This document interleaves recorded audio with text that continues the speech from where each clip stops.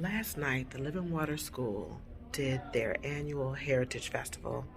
We hadn't done it through 2 years of the pandemic, and it was finally good to get back in the building and do this event. It is a really unique event. It's not something that is done during a school day. It is done at home with parents. And we opt to do this as opposed to like a Black History event or whatever. And this is a time where students, no matter who they are or where they're from, get to talk about themselves or anything that they feel is relevant to their story, to their heritage, to their culture. And they prepare these visual presentations. We set up the building as a living museum. Students, some dress in costumes, some make boards, some do PowerPoint, and they talk about sometimes their family, if they feel their family has contributed to society, or sometimes they'll talk about someone as famous as Nelson Mandela. The only rule is it can't be someone that we talk about all the time. So they're not allowed to do Martin Luther King, even though I love him. They're not allowed to do Frederick Douglass. They're not allowed to do Harriet Tubman. We want them to branch out and really know more about their heritage. And the thing that's interesting is a lot of students come from mixed backgrounds. So we had students who had Jewish stories, Caribbean stories. We even had someone do something on the Haitian Revolution. We, of course, had African American stories. We even had a poster board about a woman who's done extensive work in the southeast area of DC. It's the grandmother of one of our students. And it just invited people into the building to allow children to have their story. Why is this important to do in a classical school? Number one, it doesn't take away from any class time. We give the parents the instructions on how this should be done, and they do it on their own time at home, and the parents get really involved. People make food, because sometimes they'll have food that's connected to their presentation, and it's a big celebration, one evening out of the year that celebrates the culture of the students that make up the school. That one event just shapes the nature of the school. It makes every child feel seen, and it lasts all of the years that we're there. Just they know that that one moment out of the year, they're going to have an opportunity to talk about something that is important to them, that tells their ethnic story. And so you can easily incorporate this without taking away from class time. And when we do this, this tears down the walls that makes students of color resistant to reading these texts that may not necessarily reflect their heritage, but they can be open because we've already opened up the opportunity for them to talk about their heritage. So, and then they begin to see that all of our stories are important to teach us. Those who've lived before us can teach us how to press our way forward. So that is the vision behind the Living Water School Heritage Festival. I hope you enjoy these short clips of our students presenting stories of their heritage. Okay. Hi, I did my project on Nelson Mandela. Nelson Mandela, also known as Rolo Lala, was a former president of South Africa. He was born July 18, 1918. The name Rolo Lala was given by his father, and it means to pull a branch off a tree. The reason he's called Nelson is because his teacher gave him that nickname on his first day of school. He did go to jail, and he went to jail because he was accused of sabotage, treason, and violent conspiracy. All of these things were not true. He went to jail in 1962. Actually, he was set free in 1990 because President F.W. de Klerk was afraid of a racial civil war. You know how white people brought black people to America and treated them badly? Well, black people were doing the same thing in Africa. So that's why de Klerk was afraid of a racial civil war. After Nelson Mandela got released from jail, he was chosen to be the deputy president of ANC.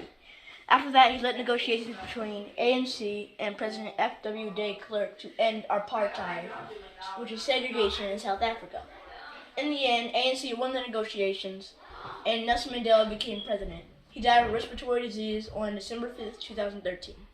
Wonderful. You did something very special with how you colored around the board. So black, orange, green, red, and blue, they represent all the colors of the South African flag, because Nelson Mandela was born in South Africa. Wonderful. And he was president of South Africa. Yeah. Good job. All by yourself. I'm so proud of you. Good job, man. My birthday boy.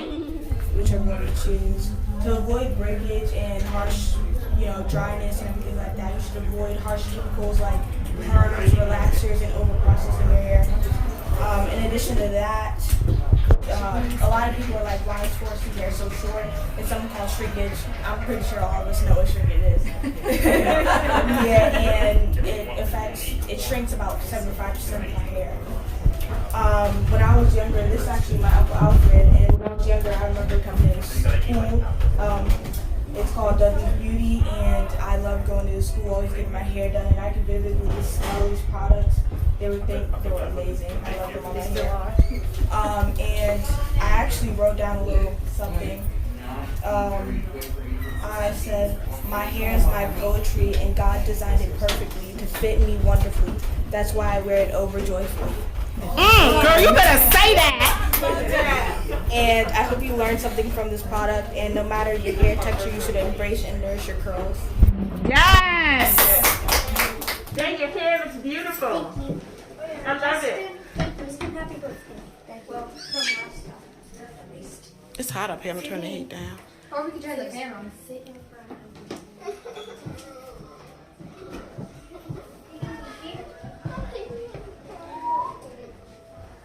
Who's on that call? It's okay. I know. That's nice, guys.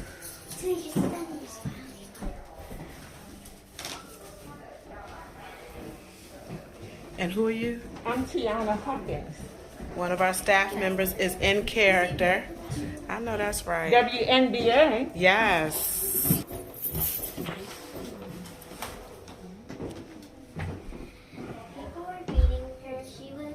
I will not, and us survivors do not, and our descendants do not. I am 107-year-old and have never been seen justice. I pray that one day him and some other like important people that did in the state and like their town. That's a statue of Heritage Project on the 1968 Olympics. The stand. During the Civil Rights Movement in 1968, black soldiers were returning from war in Vietnam. We don't know a lot about her because that was many, many years ago. But I do know that little bit that I just said here. Okay. And here's a close up of her face and her holding her. Though he had to work hard to assist his parents, his childhood wasn't all bad. And he actually came up with that invention by accident. One day while he was in the bathroom, he accidentally sprayed a little street water. To El Paso and restore them and then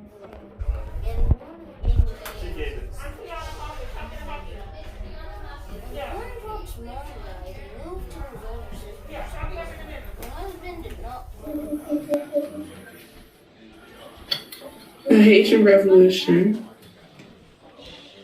In this presentation or introduction, which is Passover. Passover is a Jewish holiday. It is celebrated to remember family and the 10 plagues of Egypt that happened.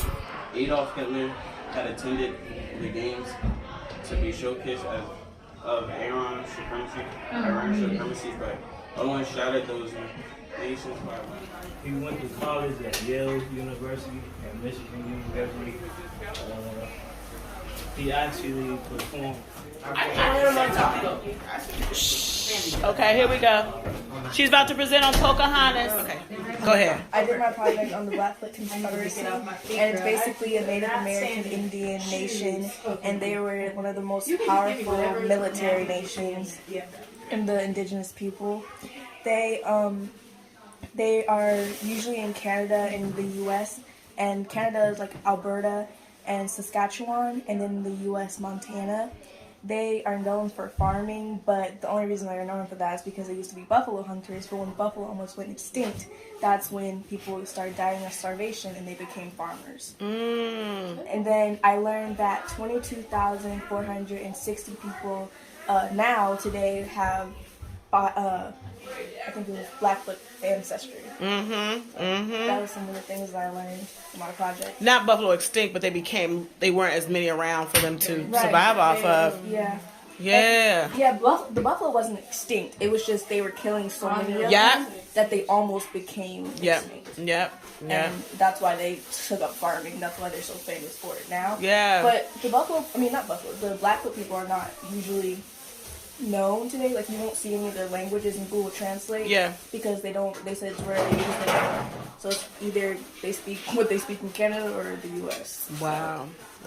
I just wanted to bring Blackfoot to that. Yeah. This is my great grandmother. She's a musician and she made a lot of music. Okay.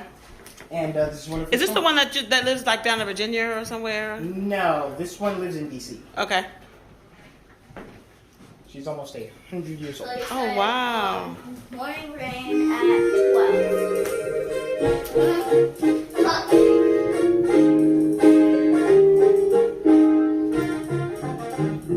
The things I used to do, I won't do no more. There's a burning deep down in my heart, just to live.